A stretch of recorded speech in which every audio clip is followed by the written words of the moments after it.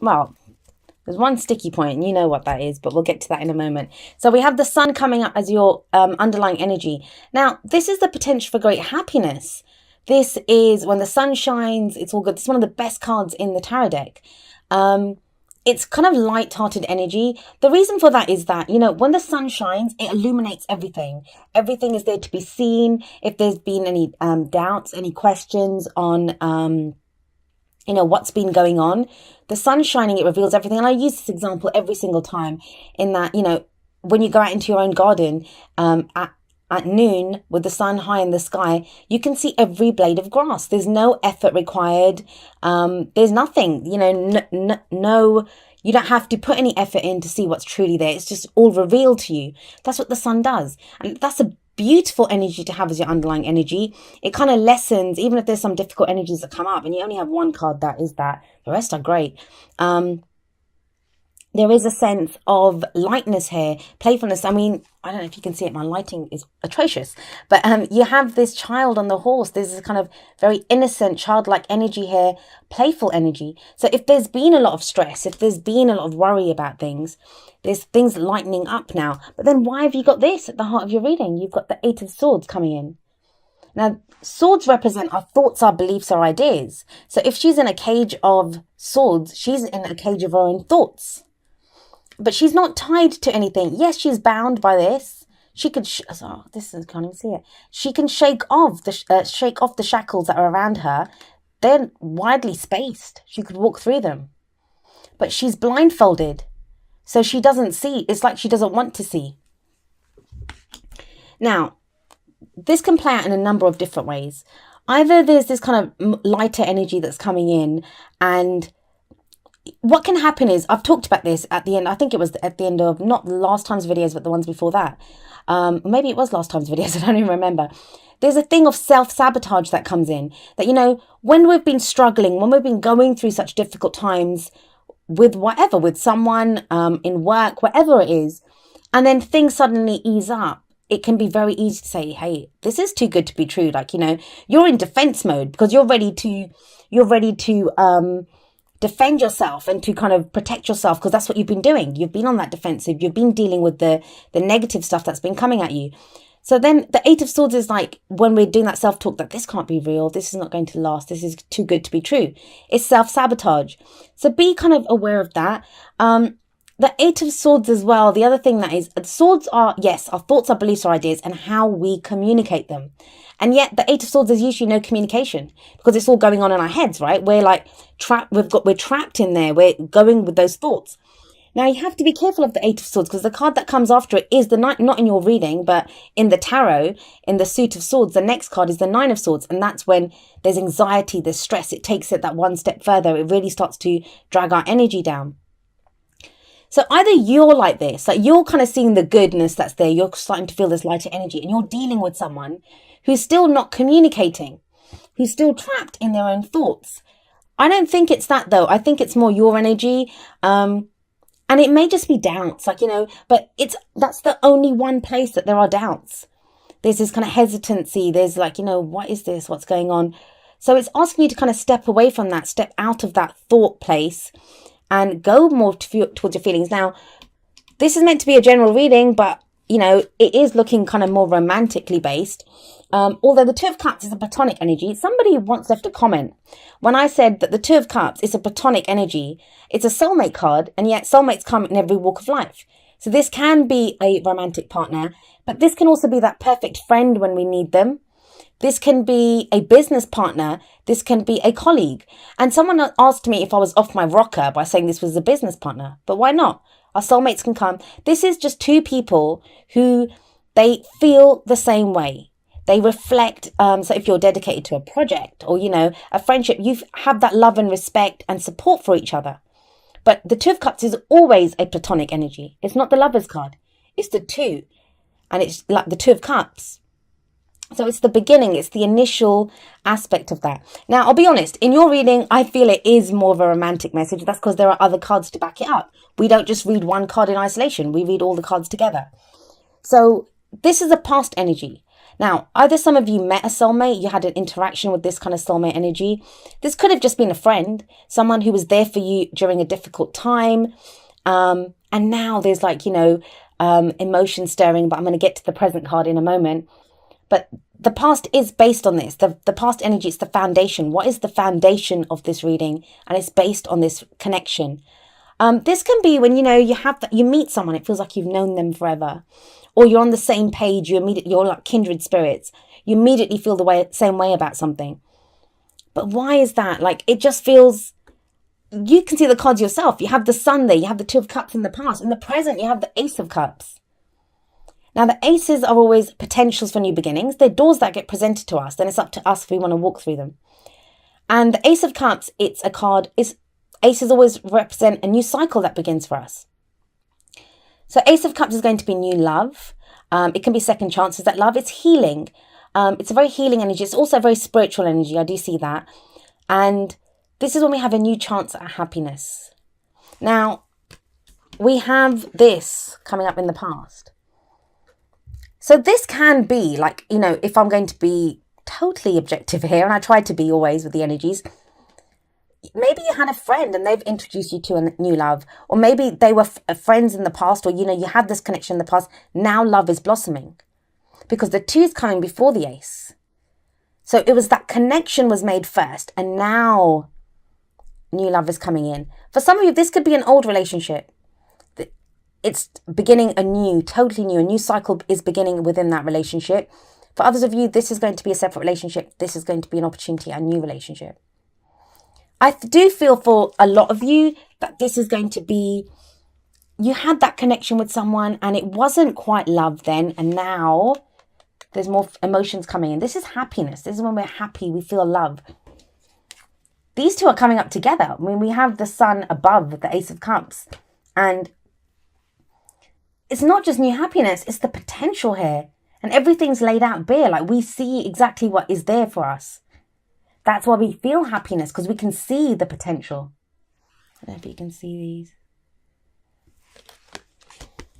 But then I go back to the same question. Why is this coming up at the heart of your reading? Because this is the only kind of sour point, right? The only sticky point that comes in at the heart and it's literally being trapped in our heads. That's what this card represents. And we can free ourselves. It's also not just being trapped in our heads. It's when we feel we can't do anything. We feel we can't do anything. And I think that's even more frustrating. If some of you are feeling all this kind of potential, like you might have met someone. Excuse me. We've met someone with the 2 of Cups in the past, right? We see the potential. We're starting to feel the emotions. We have this new this budding emotions within us. We have all this coming in, but we can't say anything. And we feel like we have no options, like we feel stuck. We don't know what to do. This can be that. But that is why I'm very happy to see this guy coming up as a future energy, the King of Cups. Now, he's a king, so he has mastery over his suit. So he has mastery over his emotions. He knows exactly how he feels. If this is you dealing with someone else, they could be another water sign, which would be Cancer, Scorpio, or Pisces. However, it doesn't always have to be. I always say that, if it's our element that comes up and it's someone else that's coming in, is that they are like a perfect person because they resonate at the same energetic level as us. The signs do not own the cards. The cards, they take on the characteristics of those signs. So what else do we know about the King of Cups? Well, he's very loving, he's very caring, he's very nurturing. He's also very spiritual, very intuitive person. The thing with the King of Cups is if we look at the Queen of Cups, she's holding a cup. She's ready to offer it. His cup is sitting there. So he has it. He has his emotions there, but he's waiting to see. So the thing with this, and now let's explain it in conjunction with this. The King of Cups, to me, because he has mastery over his emotions, he can control his emotions. He doesn't always show how he's feeling. So maybe you feel all this affection and love and, all this budding, whatever it is for someone, and they're not saying how they feel. That could be you, Cancer. It works both ways. I always say that the energies that come up, they can apply to us or they can apply to someone else that we're dealing with, is very central to our story at this time. But there's a sense here that This is someone who's not saying how they feel. That's what the King of Cups can do. It's not like the King of Swords. So the King of Swords, he completely detaches from his emotions. He is very logical. He's very in his headspace. He's only about his thoughts. King of Cups isn't like that. He knows exactly how he feels, but he won't say it until he's ready to. And when he does, he's happy to say, I love you, and to express, the emotions that he has. And maybe that's why you're feeling stuck, because you're like, I don't know what's going on here. Like, I thought we had a connection. There was a thing going on, and now I don't know. Well, like I said, it could be you. And maybe with him coming up in the future, though, this is him ready to express that, ready to say, yeah, this is how I'm feeling. This is what the situation is. Look at how many cups you have. There's 6 cards here. 4 of them are cups. Sorry, 3 of them are cups. And one of them is the sun. Like, this makes up for everything. Sorry, this is one of the best cards in the tarot deck. And I keep saying that, but it is. Now, you have another ace that's coming in. So there's new cycles beginning for you, Cancer. This is your crowning energy, or the advice energy that we have for you. We have the Ace of Wands coming up here.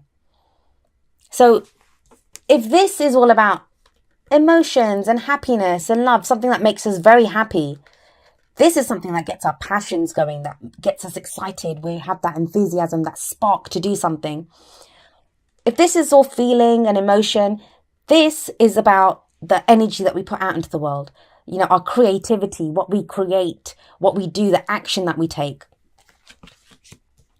So it feels like you've been going through this time of becoming very clear on how you feel. So the feelings are there, like with the 2 of Cups, Ace of Cups, and the King of Cups. I mean, that's amazing for a love reading. And this was a general reading. I'm going to try to see, if this is not love for you, and, I do feel that this is a love message. For most of you, it's going to be a love message. If it's not a love message, then this is something like that could be a partnership in the past, some connection with a friend, or and now through that connection, through whatever that working partnership was, you have a new chance at happiness. And that's getting you to this place of the King of Cups, where, you know how you feel. And when he doesn't do this, he won't do this, because he knows how he feels. He's not going to doubt his feelings. And there's water in the back of this. Water always represents our emotions. So the person's facing away from the water. I don't know if you can see it. Person is facing away from the water and, trapped in their thoughts. So I do feel, and then this is you acknowledging, this is how I feel. This is making me really happy. And I'm happy to do this, whatever it is, with the sun shining there, potential for great happiness. So this can then be a new project that you begin, a new job that you begin, some creative venture that, you're excited, you have a lot of excitement and enthusiasm to begin. But like I said, for most of you, this is going to be a relationship reading. And it's like this connection in the past, and now this action that you start to take towards it, this passion that is expressed. I keep saying, like with him, still waters run deep. There's always more going on under the surface than this guy shows until he's ready to show it. But I feel with him coming up in the future, especially after the Ace of Cups and the 2 of Cups, that, he's ready to say how he feels. And like I said, that may be you, Cancer, or that could be someone that you're dealing with. But let's have a look at your oracle cards and see what other messages come through from there. It's a lovely reading for you guys. Let's see. The first 2 oracle decks are going to be more romance, love based. And then the other 2 are more general. We'll see what comes out with them. So let's have a look. What do we have for Cancer for the second half of October?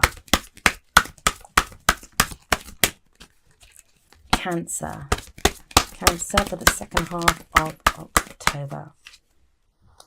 It says, let your friends help you. Ask for and accept support from others. Let's put those back. Okay. So we have this, yeah? Let your friends help you. That could be with this. Now, when we get trapped in our thoughts, what's the best way to do that is to get those thoughts out. So this might be you telling a friend, hey, I like so-and-so. I thought we had a thing going. I thought we connected really well, but now it could be that. And your friend will be like, are you crazy? Like, he's so into you, you just don't see it. So sometimes our friends, sometimes just expressing it to our friends is enough to kind of shake us out of it. For others of you, this is going to be the friend. And I'm getting that for some of you, this is a friendship that's turning into something more. That you guys have been friends and now it's turning into something more. In that case, definitely let that friend help you. Okay, so let's have a look at what we have coming up from the Whispers of Love. Oh, that one flew out. Let's see. Okay, let's put this back. It says, appreciate this moment. Each and every situation has an opportunity to grow and find love. So, you know, enjoy all stages of this. Like, I keep bringing this one up because this is the sticks out like a sore thumb in the whole reading. And this card says, yes, appreciate this moment. So no matter what stage you're at in this, appreciate that moment because it's all good. That connection that you have with the person, wherever you are in this, and the energies play out differently for everyone. But whether you're just connecting with someone, whether you're starting to feel something, whether you're ready to express how you feel, or someone else is even if you're just starting to see the potential in this, or, you know, the passion starting to kick in, appreciate every moment that you go through. I once said this to an Aquarian client. She's a repeat client and, you know, she's amazing. And she was very much wanting to know about the end result, what's going to happen. And I said the same thing to her, like, appreciate the moment. And I did the example of if I organized a trip to Disneyland, like, so I called her up. So if she's in, I don't know where she is, Boston, I think. But if I called her up in Boston and said, hey, let's go to Disneyland. I'm going to fly in and see you. And, you know, we'll drive down to Florida together. Is that Disneyland or Disney World there? I always get confused, but Disney anyway. If I said that to her, and would the end result be all that you'd be worried about? Would it just be the trip to Disney? Would that part of it just be the important part? Or would it be the planning of the trip? Would it be me flying in and meeting you at the airport and then maybe we'd rent a car and we'd drive down together and have that road trip? And this is an example that I gave her. And it's the same with a relationship. Every aspect of it is important. It's not just about declaring your love. Like when you feel that stirring, that connection, that budding, like that first feeling that you have for someone, when you're ready to go again. Like for some of this is a second chance with someone. And you get that, you realize that, oh my God, I want to get back with this person. Or, you know, someone expresses their love to you. See how you feel. Appreciate this moment.